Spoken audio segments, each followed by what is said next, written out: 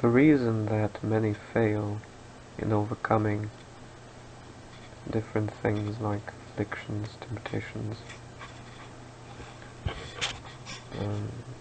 passions, those that are unmortified or go unnoticed, but manifest in people, all the hatred of hell.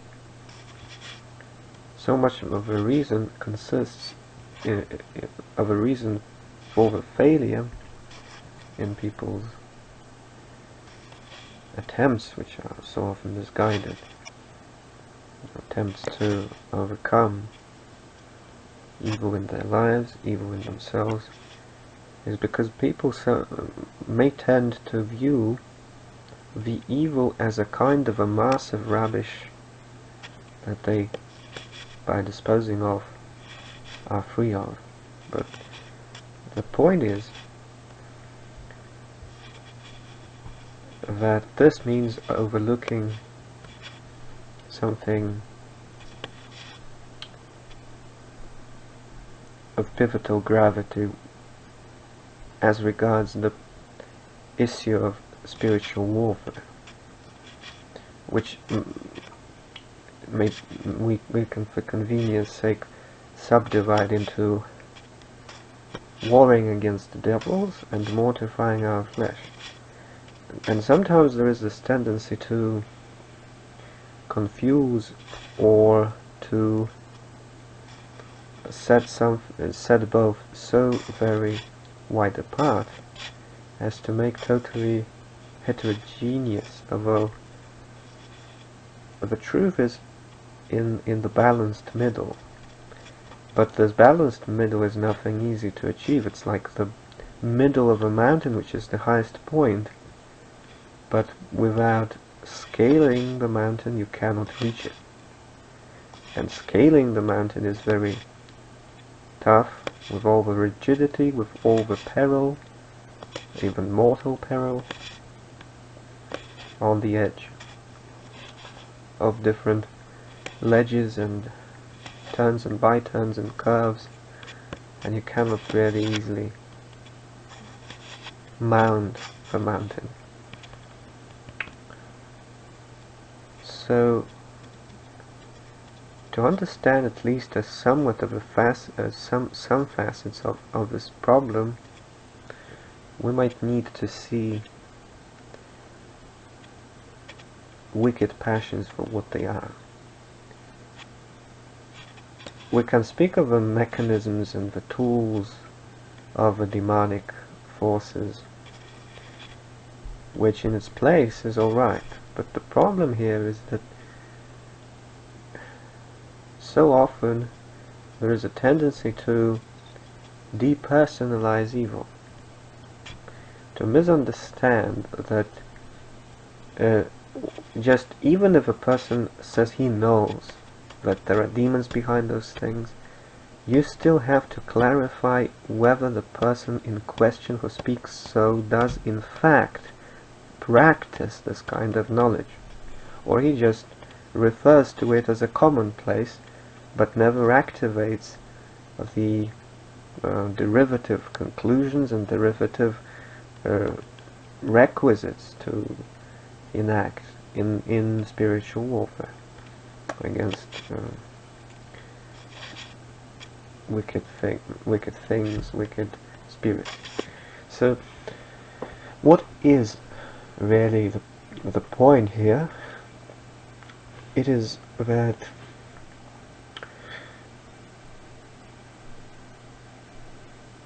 although we could, in a way, look at the quantity of evil as a kind of a mass, it is not so much like a mass as a crafty, cunning, sly, and wicked tactician that a wicked spirit behaves, and we should say itself, because it may be himself, it may be herself, if we are speaking of male-female demons, you know. Devils, fallen angels, different kinds of spirits. So we might say it for just the umbrella term here. The point is that people don't understand that if they want to overcome evil, they must exceed this evil, among other things, in cunning, which I would mean not the evil cunning of demons, but the slyness, the wisdom, that serpentine wisdom that was commanded by Jesus himself. Which means that in connection with the goodness at the core of it all, you need the wisdom.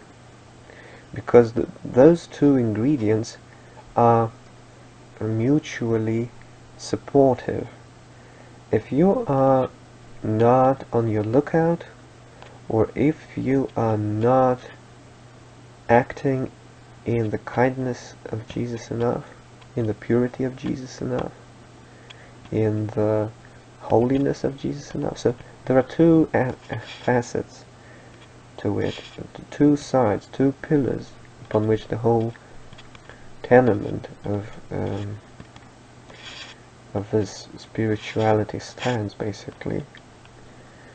You must have that cleanness of heart, purity of heart, newness, number one. And number two, you must have that maintenance of it all, which is the wisdom, which is like walls and structures, strongholds that are raised and erected against the strongholds of evil, and can then abolish those by being so high up and so stalwart, thanks again to the foundation in the love of Jesus as the first thing to which God refers when he speaks to the angel of Ephesus.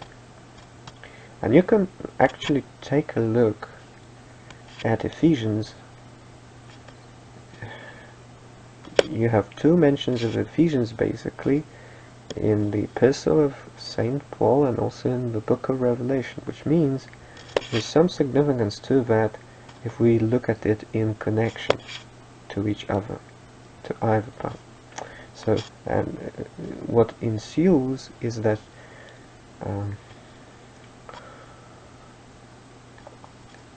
in the book of Revelation there is the call, apart from the recognition that this church does indeed stand upright in many things of a doctrine, in materials of truth and wisdom.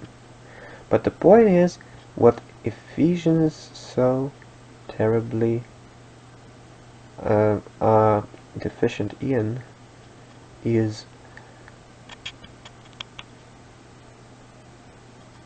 the first love, the purity. Which means there are situations where you have to understand which part of yours spiritual man is missing, is insufficient, is deficient, so that you can, at that particular part of your being, create a defensive as well as all the commanded offensive structures, forces against any inroads and attacks of the devil. Because the devil does prowl around to look for weaknesses. He's busy about it 24/7. So that's what many may miss out on, or tend to miss out on, because people tend to, well, for instance, get tired, get distracted, get over-relaxed, or anything that befuddles their thinking and vision. The inner eye becomes dulled down to the point that the tactitian, the evil spirit, has an easy way with such a person, makes short work of him or her. So and how do you get the wisdom necessary? The wisdom necessary is got by the proportion that you approach Jesus and strengthen your connection with Jesus, so that more of Him flows into you. More of His light shines upon your way. More intense is your experience with Him.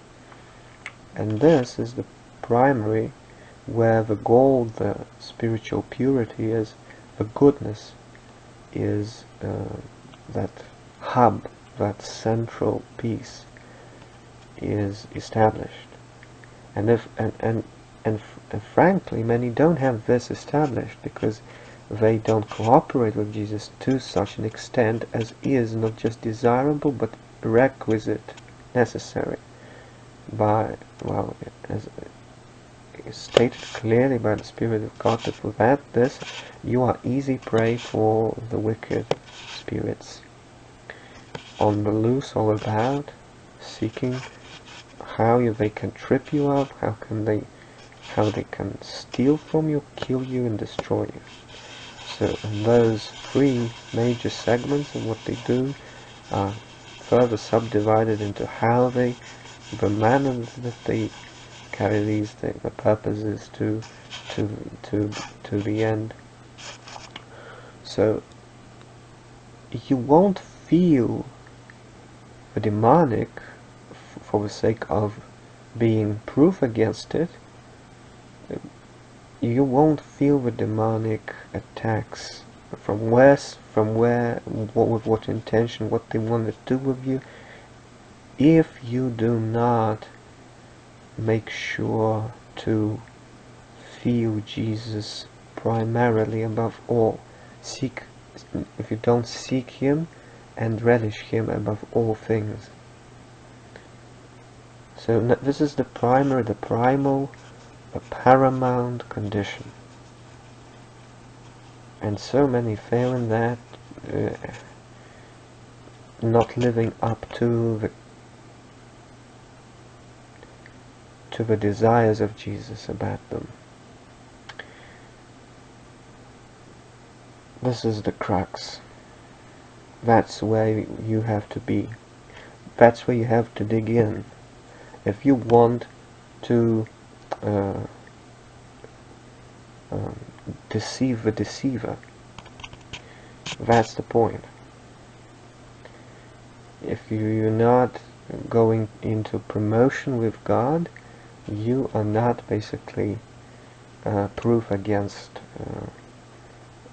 that level of attack on you, which is currently going on in your life from demons,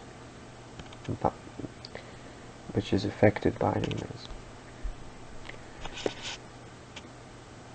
And Jesus makes it all the more vivid.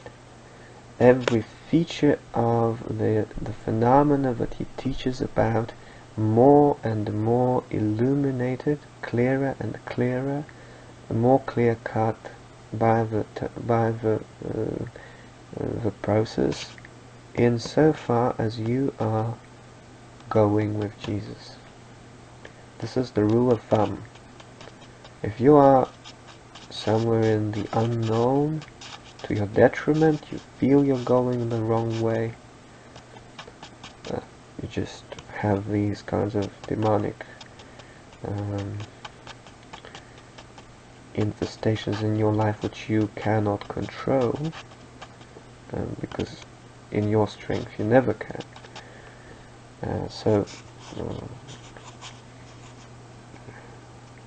That's the signal that your primary need of staying close to Jesus is not met by you. You're not cooperating with God.